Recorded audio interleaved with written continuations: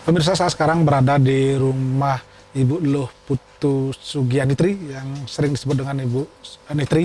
Kita bicara dengan beliau karena beliau di Bali disebut-sebut sebagai mantan ajudan Bung Karno ketika Bung Karno dulu lengser dari Presiden Republik Indonesia, dan kita ingin tahu bagaimana kisah-kisah beliau yang bergabung dalam detasemen kawal pribadi tersebut.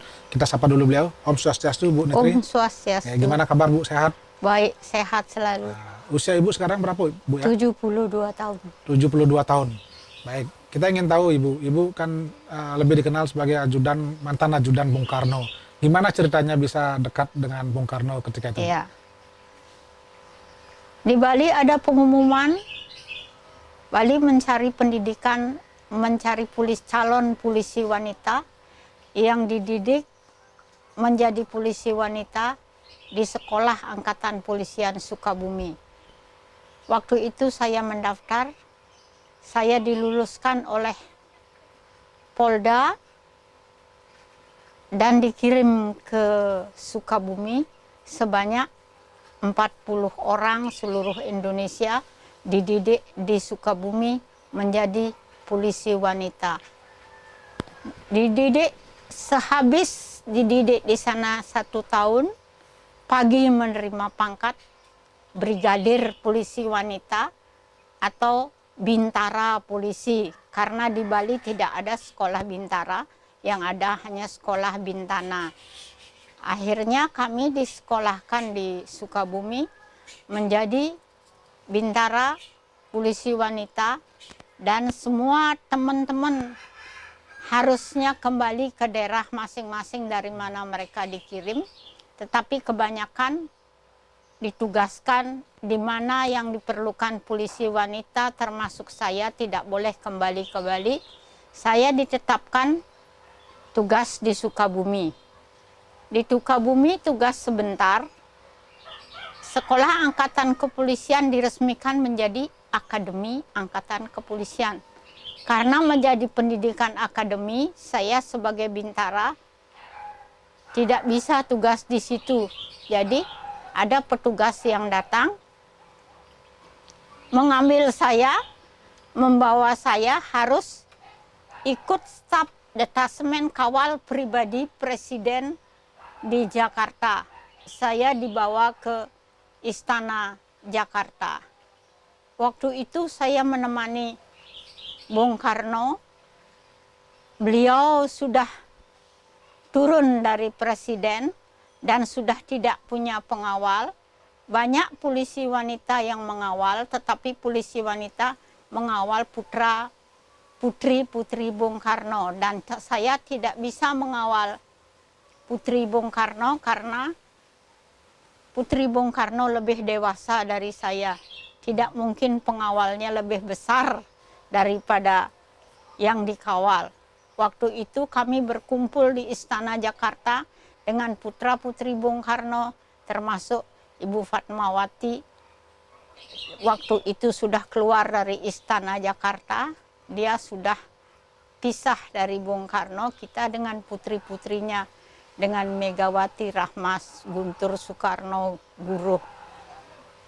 Kami di sana dijadikan petugas, harusnya menjadi pengawal Bung Karno. Sudah gitu saya, karena terlalu muda, saya jadi tukang kue Bung Karno. Jadi di sana ada peraturan, pengawal Bung Karno tidak diperbolehkan berpakaian seragam. Karena semua pengawal Bung Karno yang namanya Cakrabirawa sudah dibubarkan, tidak boleh berpakaian seragam. Pengawal Bung Karno harus berpakaian preman. Kalau ada acara resmi harus pakai kebaya supaya tidak seperti polisi wanita. Tapi tetap bawa revolver. Itu tugas kami di Istana Jakarta. Tapi tetap setiap hari menemani Bung Karno. Karena Bung Karno tidak boleh terima tamu sembarangan, tidak boleh pergi kemana sembarang-barangan. Kalau pergi dikawal oleh pengawalnya tanpa seragam, pengawalnya waktu itu karena semua pengawal Angkatan Laut, Udara, Darat dilepas. Jadi yang mengawal Bung Karno detasemen kawal pribadi Presiden dari Brimob. Saya dimasukkan pengawal Brimob, jadi tidak mungkin saya kalau berpakaian seragam saya Brimob. Saya tidak tahu Brimob apa yang saya pakai, jadi tidak pernah pakai pakaian seragam. Setiap hari menemani Bung Karno, apa yang beliau mau cerita, tidak boleh terima tamu, ngobrolnya hanya sama saya. Saat itu masih saya terlalu muda, baru umur 18 tahun. Apapun yang terjadi saat itu saya tahu. Tetapi tidak boleh berbicara apapun. Tapi untunglah yang selanjutnya dibubarkan semua, istana semua diambil alih. Orang mungkin lupa kalau saya sebenarnya saksi hidup kejadian itu. Sampai sekarang saya simpan dan sakit hati dan sampai berhenti jadi polisi. Saya berhenti jadi polisi karena saya tidak sanggup tugas di Cendana. Ibu Tin mohon saya selesai tugas saya di Istana Jakarta supaya saya pindah di Cendana. Saya jawab, pikir-pikir dulu, karena saya tidak mungkin. Bung Karno nanya saya, kenapa kamu tidak mau di Cendana? Saya bilang, Bapak tidak kasihan saya. Semua koran sudah memuat Soekarno itu PKI. Soekarno itu Gestapo Agung. Dan termasuk saya sudah tidak benar. Tidak mungkin saya tinggal di Cendana. Jadi lebih baik saya minggat. Saya berhenti jadi polisi. Dan saya kawin dengan temannya Guntur Soekarno. Mulai saat itulah saya berhenti menjadi polisi wanita. Ya. Itulah pengalaman hidup yang saya alami. Dan itulah yang sebenarnya saya tidak suka. Apa yang terjadi saya tahu semuanya. Siapa Bung Karno itu? Apa yang terjadi? Apa dan bagaimana? Semua saya terjadi. Cuman tidak boleh cerita. Ya. Berarti Ibu waktu itu menyaksikan Bung Karno keluar dari istana atau mungkin harus keluar dari istana ya? Ikut di situ ya? Ikut tinggal di istana. Bung Karno tahanan rumah. Bung Karno boleh pergi dengan kita. Tidak boleh naik mobil bagus. Naik VW Kombi. Sama pengawalnya semua tidak berpakaian seragam. Itu berapa tahun Bu kondisinya begitu? Lumayan lama, saya kira setengah tahun ada itu. Tapi tetap di Istana Negara ya waktu itu? Ya, tidak boleh pakai kopiah. Sama sekali tidak boleh pakai kopiah. Kalau pergi dengan kita, ya tidak boleh pakai kopiah, naik mobil itu. Hiburan beliau adalah, beliau tidak boleh sembarangan terima tamu di Istana Negara.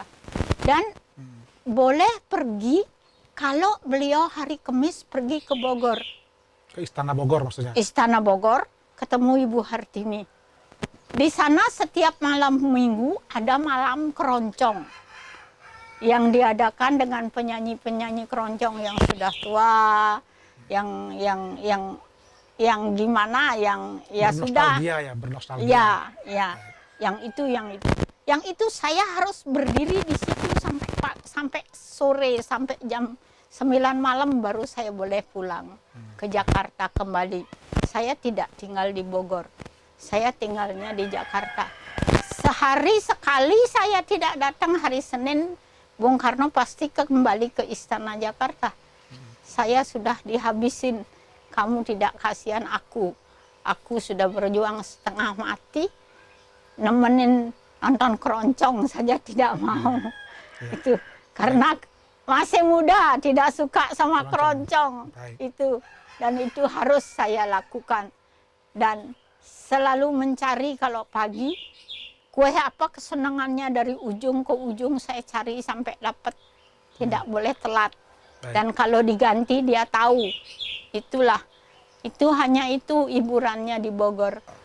Ketika Ibu berada di istana itu banyak nggak petugas atau pengawal yang orang-orang dekat di situ yang hadir bersama Ibu ya? Polisi wanita banyak yang hadir. Yang mendampingi Bung Karno, saya adalah polisi wanita angkatan ketiga. Polisi yang paling muda.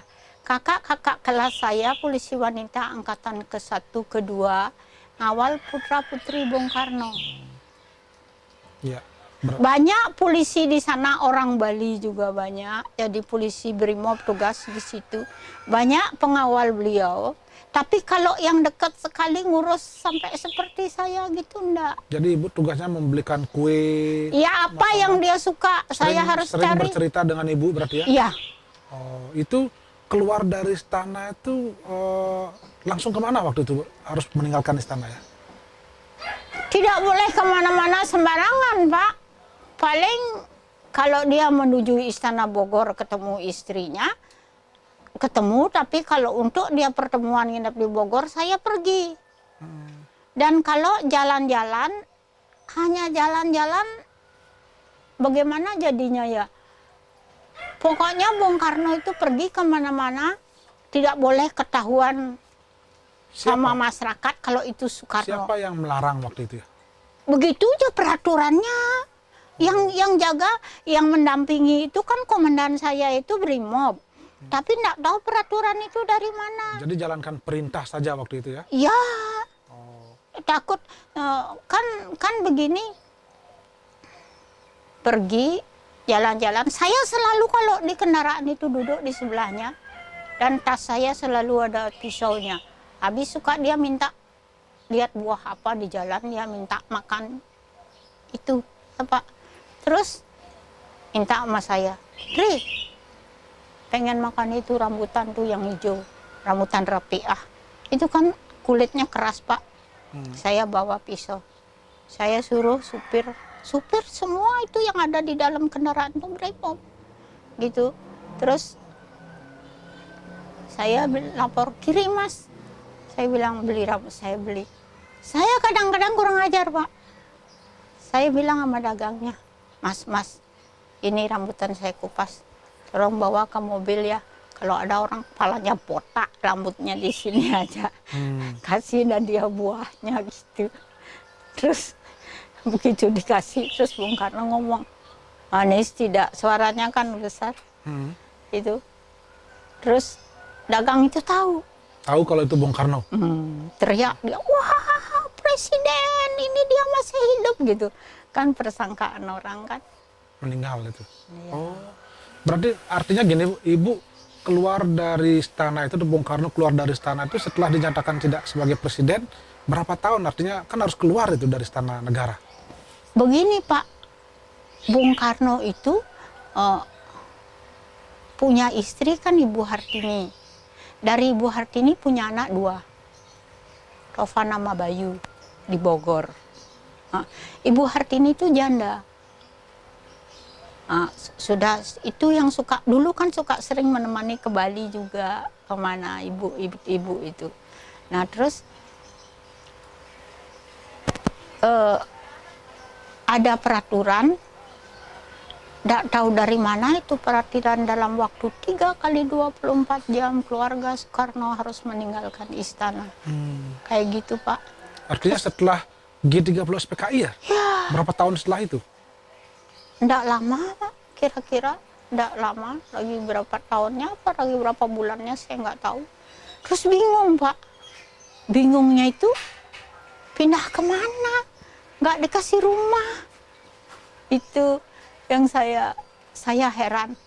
Sudah gitu terus semua anak-anak Bapak Bung Karno punya, di samping punya pengawal, punya juga pengempu gitu loh. Seperti Bu Mega punya ini, Ibu Mas Guruh punya Nek Joyo, namanya nenek-nenek yang menemani itu. Terus Rahmawati ditemani oleh Ibu Hadi dari Solo. Bu Hadi itu saudagar batik. Di istana jadi ajudan, tapi dia sambil ngoper-ngoper batik. Sama dia saya cari rumah. untuk pindah dari istana, Pak. Pindah dari istana, setiap nanya rumah mau dikontrakkan untuk siapa gitu, untuk keluarga Bung Karno, orang nggak jadi ngontrakin. Tidak ada yang berani maksudnya? Nggak berani. Siapa yang berbau Soekarno berani? Makanya saya bilang mereka lupa sama saya, harusnya saya itu udah dibunuh kali. Nggak ada yang ingat kalau saya itu siapa. Cuman malah diajak cendana. Nah, pada akhirnya kemana Bung Karno waktu itu, keluarganya ketika harus keluar dari istana? Kan katanya waktu itu diselipi ikut ibu Ratna Sarumpait. Tidak tahu saya, nggak boleh. Ibu nggak ikut waktu itu? Oh, nggak boleh tahu kemana diambil, diamankan, nggak boleh tahu. Berarti setelah itu ibu putus hubungannya, artinya sudah tidak lagi bergaul dengan? Tidaklah tahu putra putrinya dengan ininya, kita lain, sudah lain. Orang tinggal di istana itu, Pak. Istana itu besar, gedung, tapi tempat tidurnya Bapak itu kamarnya cuman Kecil? Kamar di selong-selong triplek. Baik. Saya bilang, dompet aja nggak punya, kalau dimintain duit buat beli kue nggak punya. Ya. Bu Nitri, ketika Bu Nitri misalnya harus keluar bersama-sama keluarga Bung Karno, tapi Ibu Nitri nggak tahu di mana beliau, terus Ibu sendiri kemana waktu itu? Iya, saya kan kawin, Pak. Saya kawin. Kalau saya nggak kawin, saya harus ke Cendana, Pak. Oh. Jadi saya kawin asal Ikut suami saya. berarti ya? Ikut suami, saya kawin dengan temannya Guntur. Saya punya anak sampai sekarang. Anak saya itu ada 3, saya kawin dengan orang Sunda. Waktu itu, saya kawin dengan itu. Karena saya, ya takut, Pak. Takut karena dianggap orang dekat Bung Karno gitu maksudnya? Iya, Waktu takut. itu memang orang-orang dekat Bung Karno memang dicari-cari ya? Loh, orang mahasiswa aja nggak boleh kuliah kan. Semua temannya Guntur kan yang namanya itu mana berani di kampus, Pak. Itu begitu dulu. Jadi Ibu bersembunyi, boleh dikatakan begitu ya? Iya. Di mana waktu itu Ibu bersembunyi? Nah, ikut suami bagaimana Di mana mereka? itu? Di mana itu? Saya ikut suami saya itu temannya Mas Guntur, dianggap anak angkat sama Ibu Fatmawati. Di puncak, Pak, di kebun apa itu, kebun jeruk itu, di situ kita ngubu di situ. Berapa tahun Ibu di situ? Lama juga, berapa tahun itu saya di situ, saya kawin dengan dia. 3, saya punya anak, akhirnya saya pindah ke rumahnya dia ke Sukabumi. Jadi Ibu berhenti juga jadi polisi waktu itu ya? Berhentinya tidak pakai surat berhenti. Saya minggat aja langsung. Padahal Ibu usianya kan masih muda waktu itu ya? Masih muda sekali. Akhirnya saya kawin di situ 3, punya anak 3. Saya pisah di situ, saya pulang ke Bali. Saya kawin lagi dengan orang Bali, punya anak 2, perempuan laki 2 di sini. Saya terus tinggal di Ubud. Saya jadi eksportir. Saya ngirim-ngirim barang ke Jerman, ke Belgia, kemana pernah, Pak. Artinya Ibu berwira swasta? Ibu swasta sendiri jadinya. Jadi berarti Ibu lama berusaha menghilangkan jejak, boleh dikatakan begitu, sebagai orang dekat Bung Karno, karena memang ada ketakutan-ketakutan. Iya. Tapi kalau sekarang kalau ketemu, makanya saya terus terang dengar Mbak Ega tuh jadi presiden tuh saya nggak suka. Kenapa, Bu? Loh, itu prinsip hidup saya. Ayah saya dicaci maki kayak gitu, saya kok jadi presiden. Saya nggak mau. Itu kan lain. Maksudnya ayah dicaci maki Bung Karnonya maksudnya? Loh ya Pak, di semua koran itu setiap hari Bung Karno baca. Soekarno Gestapo Agung, Soekarno BKI, Soekarno segala macam. Sampai sekarang sampai saya pun nih sangka ceweknya Soekarno. Sekarang katanya dibilang tukang perempuan. Saya juga disangka dimakan Soekarno. Padahal itu kan terserah perempuannya. Saya di situ jadi tukang kue disentuh juga enggak. Ya artinya Ibu waktu itu sangat dekat dengan Bung Karno ya? Dekat sekali orang. Setiap hari saya mulai pagi udah nemenin. Saya dari cerita Bung Karno masih saya SD, saya tahu Soekarno itu siapa. Soekarno kan sering ke Bali, ya. Karena orang tuanya juga orang Bali kan, orang Buleleng ya. Di samping itu kan mereka presiden itu sering dulu Soekarno tuh kalau ke Bali itu kan pasti kalau dia bawa presiden pasti mampir presidennya ke Bali kan, pawai adat dah, bangga dengan Bali. Di Bali Bung Karno sering berkunjung ke Bali. Siapa yang ditaksir perempuan dengan orang Bali saya tahu waktu itu saya SMP. Oh, berarti memang suka perempuan berarti ya? Saya Ibu tahu. Ah. Saya tahu. Terus waktu saya tugas di Istana Jakarta, saya bilang, nggak malu. 2 kali naksir cewek perempuan Bali nggak ada yang mau. Saya bilang gitu. Saya gitu kan sering. Sempat dia naksir tapi ditolak oleh orang Bali, cewek Bali itu ya? Ya ada orang Bali kan nggak, ceweknya itu 2 penari itu nggak mau sama presiden. Lain kan Waktu itu sudah menjabat, masih menjabat Pak Presiden? Sudah presiden dari zaman dulu. Saya jadi presidennya kan setelah saya nemeni dia tuh setelah dia dihabisin. Bagaimana caranya menghabisin, bagaimana dia berjasanya, saya itu tahu. diceritakan semua ya? Itu diceritakan semua oleh Iya saya cerita, Pak ingat nggak cewek itu yang namanya ini sampai saya gitu. Kan dia rumah saya kan di Jalan Belimbing, kan masuk gang. Nah, gang paling barat itu, rumah paling barat itu tante saya, sepupu ibu saya kan orang Singaraja. Sepupunya itu keturunan Belanda, cantik, kan nari kan. Nah, Bung Karno ke sana ke rumahnya berkunjung presiden kan, berkunjung ke sana. Saya ke sana dah ikut. Siapa yang ngelarang kita namanya anak-anak nonton dah. Itu sudah gitu. Disuruh nari, ndak tari Bali ndak pakai pakaian Bali, pakai pakaian kebaya. Habis nari terus ngambek marah-marah karena dia nggak mau. Nggak mau diajak menikah maksudnya ya? Pokoknya nggak mau taksir presiden. Jangankan nikah sekarang ya menikah ya sama suaminya. Itu saya tahu sampai saya gituin sama Bung Karno. Nggak malu. Orang mana mau? Saya suka gitu. Ya, kalau yang sepengetahuan Ibu, apa sebetulnya yang menarik atau khas dari Bung Karno sehingga orang mengidolakan Bung Karno ya selama Ibu bergaul? Ya karena dia presiden. Kalau saya lihat orangnya gitu, menurut saya seumur saya kan dia tuh sudah tua. Ya kulitnya sudah lain gitu. Namanya dia laki-laki. Kalau saya mau kan mau dong dia namanya orang. Ya, artinya karena presidennya. Iya jelas. Tapi dong. kalau dari pemikiran, dari sikap sebetulnya apa yang patut diteladani dari Bung Karno itu? Banyak, dia pinter, apapun dia pinter. Dia pinter, dia nggak serakah, Pak, nggak rakus, nggak punya duit banyak, dompet aja nggak punya. Kadang-kadang kalau suruh saya cari kue, cari kue, mana uangnya? Itu sering saya gituin.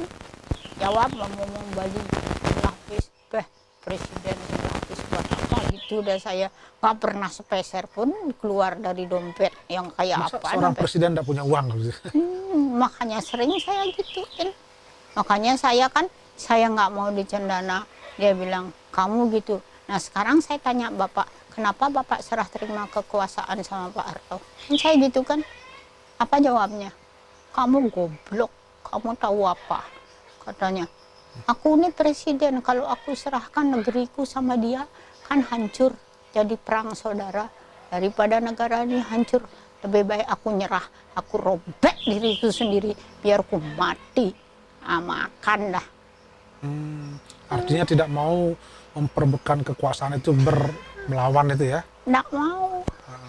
Itu ngomongnya ke saya tuh gitu. Ya. Lalu setelah itu Ibu tidak pernah tahu lagi perkembangan Nggak. Bung Karno itu ya? Nggak, yang manapun saya sudah dia amankan, nggak boleh Pak. Nggak boleh kenal, nggak boleh nengok. Anaknya aja mau nengok bapak ditahan aja susah. Mau nengok Mega bapak ditahan, itu tahanan punya rumah tahanan itu. Periksa semua kantongnya anaknya. Kan setelah keluar kemudian anggap ditahan rumah begitu, meninggal. Ibu tahu informasi beliau meninggal itu dan apa Ibu yang lakukan? Nggak tahu. Kenapa Ibu nggak tahu? Nggak tahu, orang nggak boleh tahu. Bagaimana mau tahu? Anaknya tahu persis juga nggak mungkin. Jadi Ibu sama sekali lost kontak, kan hilang sama sekali hubungan. Lost kontak, hilang. Ya, ya. Saya tahu, saya kenal suaminya Mega, siapa suaminya si Mega, si Topik itu saya kenal. Nggak berhubungan lagi sama mereka. Ya, ya. Nah, setelah lama tidak berhubungan, kemudian berganti pemerintahan, Ibu sekarang berani tampil seperti itu sebagai orang dekat Bung Karno. Apa yang bisa kita simak anak-anak muda, generasi sekarang atau mungkin generasi pelanjut dari nilai Bung Karno dia? Tapi ya, anak muda sekarang nggak ada gimana jadinya ya.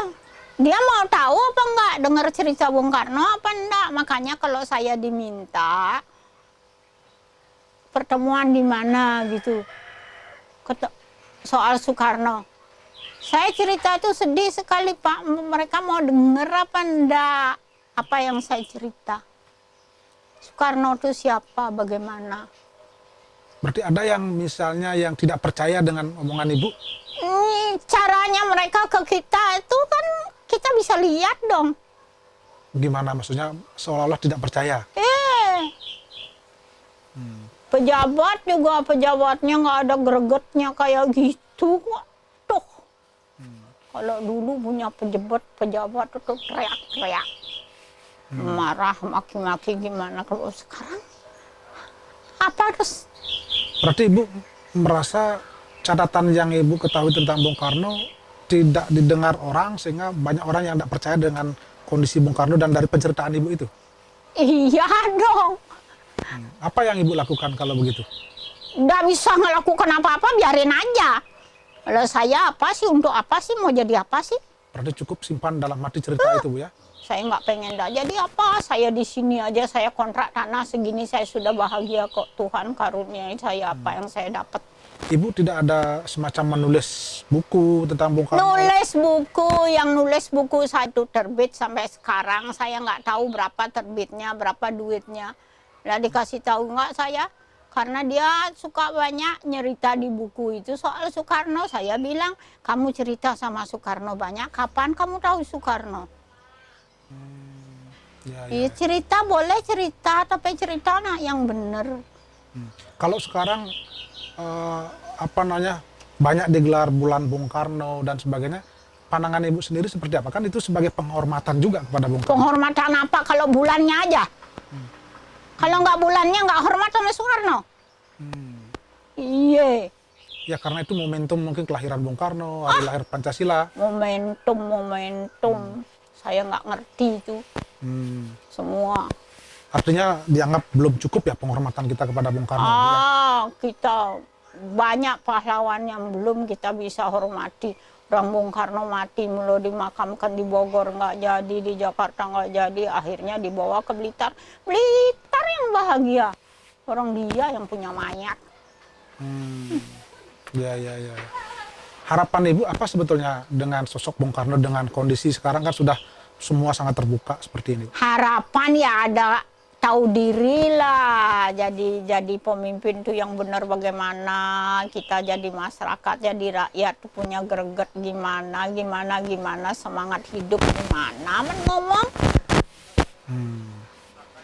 Artinya penghormatan terhadap Bung Karno itu apakah dirasa belum cukup? Kan kita lihat misalnya ada beberapa tempat. Belum, sekarang kalau libur Juni bingung cari siapa yang dicari kecuali Bu Nitri. Iya. Itu kan anak-anaknya itu banyak tuh, anaknya ngargain dah ininya. Iya. Itu. Baik, terakhir Ibu terhadap keluarga Bung Karno sendiri apa harapan Ibu? Sekarang kan keluarga Bung Karno boleh dikatakan beberapa memegang jabatan penting, misalnya jadi ketua umum partai, bahkan jadi presiden. Apa harapan Ibu terhadap keluarga itu? Harapan keluarga? Harapan Ibu terhadap keluarga Bung Karno karena Ibu pernah lama dengan Bung Karno seperti itu? Ya tirulah cara-caranya Bapak, gregetnya Bapak jadi pemimpin tuh kayak apa, semangatnya bagaimana gitu. Jangankan baru kita dapat kedudukan, tidur nyenyak. Ya nggak bisa dong jadi pemimpin itu kan repot Pak, nggak gampang. Saya lihat Soekarno sendiri itu kayak begitu, tuh nggak tahu siang, nggak tahu malam. Apa sih dia tahu ini? Saya di istana itu, tuh, saya lihat kayak gitu. Apalagi kalau saya perhatikan itu sudah menghinanya, udah kayak apa. Sudah aja biar nggak senang, biar jelek. Jangan dia terlalu sekali tidak menghargai. Hargailah sedikit apa yang dia lakukan. Sedikit aja, nggak usah banyak-banyak. Baik, baik. Terima kasih Bu Netri, luar biasa informasi dan pengalamannya. Mudah-mudahan ini menjadi catatan dan inspirasi bagi kita generasi muda untuk tetap menghormati Bung Karno dan tahu tentang Bung Karno seperti apa ya. Terima kasih Bu ya atas Ya, waktunya. Mudah-mudahan Ibu tetap sehat selalu ya. Sehat selalu. Pemirsa, demikian tadi perbincangan kami dan seluruh kerabat kerja yang bertugas. Mengucapkan terima kasih atas perhatian dan kebersamaan Anda, dan kami akhiri dengan Parama Santi. Om Santi Santi Santi Om.